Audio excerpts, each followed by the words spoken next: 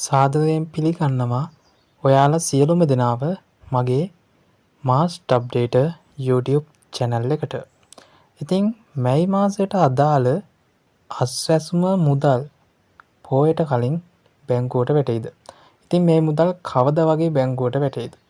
ඒ පිළිබඳව තමයි අද මම මේ වීඩියෝ එකෙන් කතා කරන්නේ.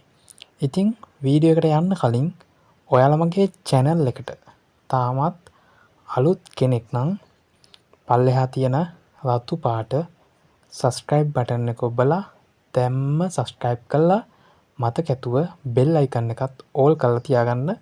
එතකොට තමයි මම වීඩියෝ එකක් දාපු ගමන් ඔයාලා ළඟටම ගෙන්වා ගන්න පුළුවන්.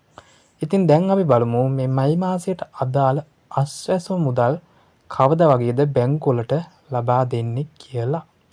ඉතින් ඔයාලට බලා ගන්න පුළුවන් මේ අස්වැසුම මුදල් අස්වැසුම සිස්ටම් එකට වෙන්නේ 5 වෙනි මාසේ 4 වෙනිදා. ඉතින් මේ මුදල් අද 5 වෙනි මාසේ 10 වෙනිදා. ඉතින් තාමත් මේ මුදල් බැංකුවට වැටිලා නැහැ. ඉතින් මේ මුදල් බැංකුවට වැටෙන්නේ අප්‍රේල් මාසේ 14 15 16 කියන දින තුනකදී අනිවාර්යයෙන්ම මේ මුදල් බැංකුවට වැටේ. මොකද 12 වෙනිදා වෙසක් පෝය 13 වෙනිදා නිමාඩු දවසක්. ඒ නිසා අනිවාර්යයෙන්ම 14 15 කියන දිනවලදී මුදල් බැංකුවට වැටෙයි. මුදල් ඒ විදිහට බැංකුවට වැටුණ සැනින් මම ඔයාලව වීඩියෝ එකකින් දැනුවත් කරන්නම්.